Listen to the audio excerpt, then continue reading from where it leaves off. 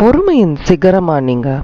இந்த கேள்வியை நான் கேட்டோன்னே, சேச்சே நானா பொறுமையே இல்லைன்னு தானே யோசிச்சுக்கிட்டு இருக்கேன் அப்படின்னு உங்களுக்கு நினைக்க தோணலாம். பட் நிஜமாவே நீங்கள் எவ்வளோ பொறுமைசாலி, பொறுமை உங்களை எவ்வளோ அஃபெக்ட் பண்ணிகிட்டு இருக்கு அப்படின்ற பியூட்டிஃபுல்லான டேரோ ரீடிங்கோட நான் இன்னைக்கு உங்களை சந்திக்க வந்திருக்கேன். இந்த ஏஞ்சலிக் டேரோ ரீடிங் உங்களுக்கு ஒரு பெரிய கைடன்ஸை கொடுக்க போகுது, ஒரு ஐ ஓப்பனராக இருக்க போகுது அப்படின்றத நான் முழுமையாக நம்புகிறேன். உங்கள் கார்ட்ஸில் உங்கள் கார்டியன் ஏஞ்சல்ஸ் உங்களை கவனிச்சுக்கிட்டே இருக்காங்க, உங்களை பார்த்துக்கிட்டே இருக்காங்க. நீங்கள் எவ்வளோ பொறுமைசாலி அப்படின்றத அவங்களுக்கு தெரியும். அண்ட் மற்றவர்களுக்கு நீங்கள் எவ்வளோ உதவி செஞ்சுக்கிட்டு இருக்கீங்க அப்படின்றதும் அவங்களுக்கு தெரியும்.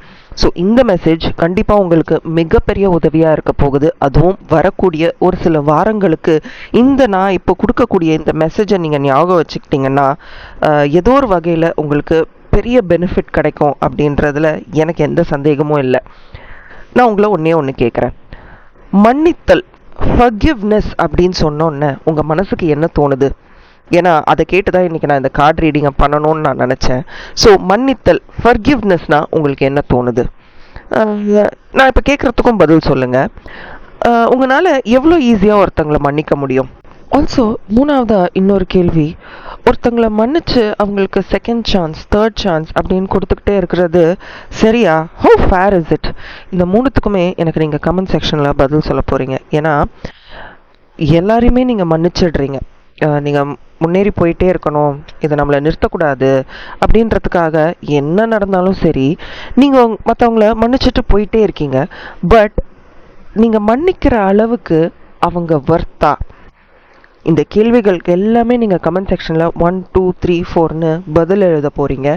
ஏன்னா நீங்கள் எழுதும்போதோ இல்லை நீங்கள் ஒரு பேப்பர் பென்சில் எடுத்து எழுதும்போதோ இந்த ஒரு வீடியோ உங்களுக்கு ரொம்ப ஹெல்ப்ஃபுல்லாக இருக்கும். நைட் நிம்மதியான உறக்கம் வரும் அப்படின்னு நான் நம்புகிறேன்.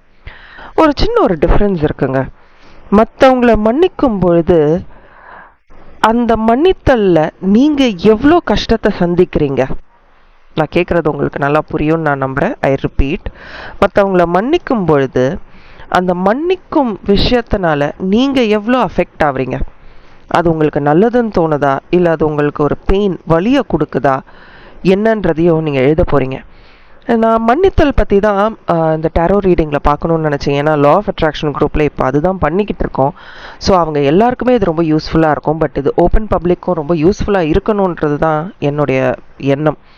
ஸோ அது என்ன மன்னிக்கணும், நம்ம ஒருத்தங்களை மன்னிக்கணுமா கூடாதா, அந்த ப்ராசஸில் என்ன நடக்குது அப்படின்னு தான் இன்றைக்கி ஒரு ஏஞ்சலிக் டேரோ ரீடிங்கை நான் பார்த்தேன்.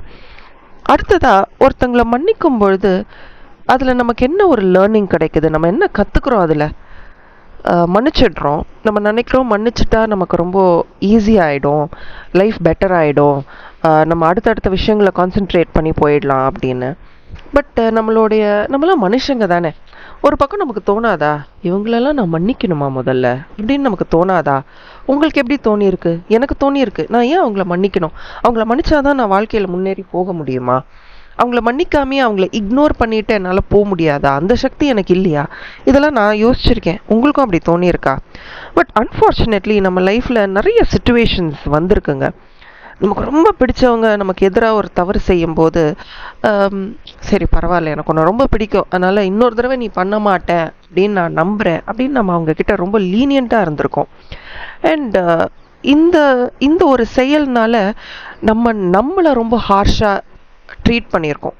அவங்கக்கிட்ட நம்ம சொல்லிடுவோம், சரி இனிமே இப்படி பண்ணாத, எனக்கு இது ரொம்ப கஷ்டமாக இருக்குது, I am giving you another chance, இனிமேல் என்னை இப்படி ஹர்ட் பண்ணாதுன்னு சொல்லிட்டு வந்துடுவோம். பட் அவங்க கிட்டேருந்து திரும்பி நம்ம வீட்டுக்கு வந்து எவ்வளோ வலிகள், ஏன் இப்படி பண்ணாங்க, நான் அவங்கக்கிட்ட ஒழுங்காக தானே பிஹேவ் பண்ணேன், புரியுதா? நமக்கே நம்ம எவ்வளோ ஹார்ஷாக நம்மளை ட்ரீட் பண்ணுறோம். சாப்பிட்ருக்க மாட்டோம், தூங்கியிருக்க மாட்டோம். இந்த ஒரு சுச்சுவேஷன் ஒரு 10-15 நாள் நம்மளை ஹர்ட் பண்ணிகிட்டே இருக்கும். பட் ஏன்னா நமக்கு அவங்கள பிடிச்சிருக்குல்ல, அதனால் அவங்கள திரும்பி இன்னொரு தடவை பார்க்கும்போது நல்லா சிரித்து நம்ம எல்லாம் மறந்துட்ட மாதிரி. இதெல்லாம் எவ்வளோ பேர் பண்ணியிருக்கீங்க? கமெண்ட் செக்ஷனில் எனக்கு சொல்லுங்கள். நம்மளே நிறைய ஆர்கியூ பண்ணியிருப்போம் மனசுக்குள்ளே. நம்ம தனிமையில் இருக்கும்போது நம்ம பண்ணது சரியா தவறா, நம்ம ஏன் கத்தலை, நம்ம ஏன் திட்டலை, நம்ம ஏன் சைலண்ட்டாக வந்துட்டோம், இல்லை இந்த நேரத்தில் நம்ம சைலண்ட்டாக இருந்து இதை விட்டு கொடுத்துருக்கணுமோ, இப்படி பல கேள்விகள் நம்ம மனசுக்குள்ளே எழுந்துக்கிட்டே தான் இருக்கும். இட் இஸ் ஓகேங்க, பேஷண்ட்டாக இருக்கிறது நல்லது. அது நம்மளை இன்னும் ஒரு மேம்பட்ட மனிதராக எடுத்துகிட்டு போகும். பொறுமையாக இருக்கிறது நல்லது. பட் ஏஞ்சல்ஸ் என்ன பார்க்குறாங்கன்னா, நீ பொறுமையாக இருக்க அப்படின்ட்டு உன் வாழ்க்கையில் நீ ஒரு படி கீழே இறங்கி போயிட்டே இருக்கேன். பொறுமையாக இருக்கிறது நல்லது தான். Patience is virtue. பொறுமையாக இருக்கிறவன் என்னைக்கும் தோக்க மாட்டான். இதெல்லாம் ஓகே, எல்லாமே தியரிட்டிக்கலாக எல்லாமே ஓகே. பட் ப்ராக்டிக்கலாக பார்க்கும்போது அதோட வலியை யார் சுமக்கிறா சொல்லுங்கள். எனக்கு கமெண்ட் செக்ஷனில் சொல்லுங்கள். நான் கேட்குற எல்லா கேள்விகளுக்கும் கமெண்ட் செக்ஷனில் சொல்லுங்கள், ஆன்சர் பண்ணுங்கள். எண்ட் ஆஃப் த டே நம்மெல்லாம் மனுஷங்க. இதையும் நான் கார்ட்ஸில் பார்க்குறேன், அதுவும் எனக்கு தோணுது. ஒரு லிமிட் இருக்குல்ல, இவ்வளோதான் என்னால் ஹேண்டில் பண்ண முடியும்னு ஒரு லிமிட் இருக்குல்ல. கழுத்து வரைக்கும் வரலாம், அப்புறம் வாய் வரைக்கும் பிரச்சனை வரலாம், கண்ணை மறைக்கிற வரைக்கும் பிரச்சனை வரலாம், தலை மூழ்கிற வரைக்கும் பிரச்சனை வந்தால் அதுக்கப்புறம் நம்ம சரி போ பட்டா பாக என்ன நடக்குதுன்னு பார்த்துடலான்னு ஒரு தைரியம் வருதில்ல. அதை ஏன் நம்ம முதல்லயே சுதாரிச்சுக்க மாட்டோம்? ஏன் நம்ம அதை செஞ்சுக்க மாட்டேங்கிறோம்? முதல்லயே நான் இவ்வளோதான், இதுதான் என் லிமிட் அப்படின்னு நான் சொல்லிட்டா இவங்களாம் என்னை மிஸ்யூஸ் பண்ண மாட்டாங்கல்ல, இவங்களாம் என்னை கஷ்டப்படுத்த மாட்டாங்கல்ல. ஏன் இது முதல்லயே நமக்கு தெரிய மாட்டேங்குது? ஏன் நம்மளோட பவுண்ட்ரிஸை நமக்கு ஸ்பெஷலி ரொம்ப ரொம்ப பிடிச்சவங்க கிட்ட நம்மளால கிரியேட் பண்ண முடியல? எனக்கு கமெண்ட் செக்ஷனில் சொல்லுங்கள், எனக்கு தெரிஞ்சே ஆகணும். It is only this much that I can be harsh on my self. But அது ஒரு பாயிண்ட் வரும்ல, இதுக்கு மேலே போனால் என்னால் திருப்பி என்னை பிக்கப் பண்ணவே முடியாது, என்னால் திருப்பி இதை ஃபேஸ் பண்ணவே முடியாது, லைஃபே என்னால் ஃபேஸ் பண்ண முடியாது. நிறைய பண்ணிட்டேன், நிறைய செஞ்சுட்டேன், நிறையா கொடுத்துட்டேன். பட் இதுக்கு மேலேயும் நான் பண்ணால் நான் காணாமல் போயிடுவேன். எனக்கான ஐடென்டிட்டி, எனக்கான நிம்மதி எல்லாமே என்னை விட்டு போயிட்டே இருக்கு. அண்ட் அட் ஒன் ஸ்டேஜ் நான் என்ன செல்ஃப் பிளேம் பண்ண ஆரம்பிச்சிடுவேன். எவ்வளோ பியூட்டிஃபுல்லாக கார்ட்ஸில் வந்திருக்க பாருங்க. நீ இன்னைக்கு ஒன்றை இந்த விஷயத்துலேருந்து காப்பாற்றிக்கலைன்னா, பொறுமைக்கும் ஒரு அளவு இருக்குன்றத நீ உனக்கு பிடிச்சவங்க கிட்டேயோ இல்லை உனக்கு எதிராக வேலை செய்கிறவங்க கிட்டேயோ நீ தெரிவிக்கலைன்னா, ஒரு ஸ்டேஜில் நீயே உன்னை செல்ஃப் பிளேம் பண்ண ஆரம்பிச்சிருவேன். நான் இப்படி பண்ணனால தான் அவங்க அப்படி பண்ணாங்க, நான் இந்த மாதிரி ரியாக்ட் பண்ணனால தான் அவங்க அப்படி எல்லாரும் முன்னாடி கத்திட்டு போனாங்க, நான் இந்த மாதிரி செஞ்சனால தான் அவங்க என்னை அந்த சுச்சுவேஷனில் காப்பாற்றலை. நோ, செல்ஃப் பிளேம் எடுத்துக்காதீங்க. வாழ்க்கை முழுக்க நீங்கள் செல்ஃப் பிளேமை ஹேண்டில் பண்ண வேண்டியதாகிடும். என் கடைசியில் அவங்க என்ன சொல்லிடுவாங்கன்னா, உன்னால தான் இதாச்சு, நீங்கள் சொன்னதே தான் அவங்களும் சொல்லுவாங்க. ஸோ இனிமே உங்கள் ஃப்யூச்சரில் ஒரு ஹார்ட் ஏக் இந்த மாதிரி மற்றவங்கள மன்னிக்க போகிறேன், அவங்க தப்பெல்லாம் நான் பொறுமையாக ஏற்றுக்க போகிறேன் இப்படின்னு நீங்கள் சொல்லிக்கிட்டே இருந்தால் அந்த வலி இருக்குது பாருங்கள், அந்த பெயின் ரொம்ப பெரிய சேலஞ்சாக இருக்கும் உங்களுக்கு. அண்ட் உங்களை டீல் பண்ணுறதுக்கு உங்களுக்கு பொறுமை இல்லாமல் அந்த ஆப்போசிட் சைடில் ஒருத்தவங்க ஒர்க் பண்ணுறாங்க பாருங்கள், அவங்களுக்கு நீங்கள் நிறைய நல்லது செஞ்சுக்கிட்டே இருந்தீங்கன்னா ஒரு டைமில் உங்களுடைய மனசுக்கும் இதயத்துக்கும் உள்ள போர் ரொம்ப பெரிய போராக மாறும். அதை நம்மளால் ஹேண்டில் பண்ணவே முடியாது, நமக்கு நாமளே டாக்ஸிக்காக இருக்கிற மாதிரி மாறிடும். இதை ஞாபகம் வச்சுக்கோங்க. உங்களுடைய மைண்ட் செட்டை மாற்றுங்க. நம்மளே நமக்கு டாக்ஸிக்காக இருக்கக்கூடாது. வெளியில் இருக்கிறவங்க நமக்கு டாக்ஸிக்காக இருந்தால் அவங்கள தூக்கி அடிச்சுட்டு போயிடலாம். இது வேண்டாம், இது எனக்கு சந்தோஷத்தை கொடுக்கல, எனக்கு வாழ்க்கையில் எந்த ஒரு நல்ல விஷயத்தையும் கொடுக்கலன்னு நம்ம போயிடலாம். பட் நம்மளே நமக்கு டாக்ஸிக் ஆகிட்டா, ஸோ ஸ்டார்ட் பேயிங் அட்டென்ஷன். உங்களுக்கு நிறைய பிளெஸ்ஸிங்ஸ் இருக்குது, இந்த பிரபஞ்சத்தை ஃபோக்கஸ் பண்ணுங்கள். பட் உங்களுக்கு ஒரு நல்ல நேக் இருக்குது, மற்றவங்களை மன்னிக்கிறதுக்கான நேக் இருக்குது. இது உங்களுடைய கிஃப்ட்டு, இந்த கிஃப்டை அப்ராப்ரியேட்டாக யூஸ் பண்ணுங்கள்.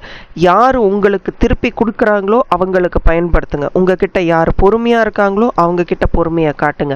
உங்களை யார் மன்னிக்கிறாங்களோ அவங்கள மன்னிங்க.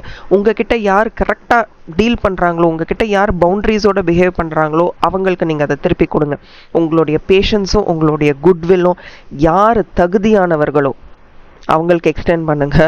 ரொம்ப முக்கியமாக உங்களை மன்னிச்சிருங்க. நிறைய தவறுதல் உங்கள் உடம்புக்கும் உங்கள் எண்ணங்களுக்கும் உங்கள் மனசாட்சிக்கும் பண்ணிட்டீங்க. மற்றவர்களுக்காக, உங்களுக்காக நீங்கள் ஒன்றுமே பண்ணிக்கல, மற்றவர்களுக்காக நிறைய விஷயம் பண்ணிட்டீங்க. You have to start learning. நீங்கள் இன்னைக்கு கற்றுக்கலைன்னா இதை என்றைக்குமே கற்றுக்க முடியாது. எவ்வளோ பியூட்டிஃபுல்லான ரீடிங் அங்கே. உங்கள் ஆரோக்கியத்துக்கு இது ரொம்ப ரொம்ப முக்கியம். தேவையில்லைங்க, இந்த மாதிரி சேலஞ்சஸ் நமக்கு தேவையில்லை. பெஸ்ட்டு இனிமே உங்களுக்கு எது நல்லது கொடுக்குதோ அதை மட்டும் ஃபாலோ பண்ணுங்கள். நிறைய ஆப்பர்ச்சுனிட்டிஸ் உங்களை தேடி வரப்போகுது. அவங்கவுங்கள மன்னிச்சுக்கிட்டோம். நமக்கு ஓகே, நீ தேவையில்லை அப்படின்ற ஒரு பவுண்ட்ரிக்குள்ளே நம்ம வந்துட்டோம்னா எது வேணும் எது வேணாம் அப்படின்றத நம்ம டிசைட் பண்ண ஆரம்பிச்சிடுவோம். இது நம்மளுடைய வெல்பீயிங்க்கு தான். பியூட்டிஃபுல்லான ஏஞ்சலிக் ரீடிங். உங்களுடைய ஹெல்த் ரொம்ப க்ரூஷியல். உங்களை யார் சந்தோஷப்படுத்துகிறாங்களோ அவங்கள பக்கத்தில் வச்சுக்கோங்க. உங்கள் உடம்புக்கும் மனசுக்கும் எண்ணங்களுக்கும் யார் மரியாதை கொடுக்குறாங்களோ அவங்கள பக்கத்தில் வச்சுக்கோங்க. நீங்கள் ரொம்ப நேசிக்கிறவங்க உங்களை ரொம்ப நேசிச்சா அவங்களுக்கு நிறைய அன்பை கொடுங்க. Take care of yourself. Take care of yourself. இதுதான் கோல்டன் ரூல்.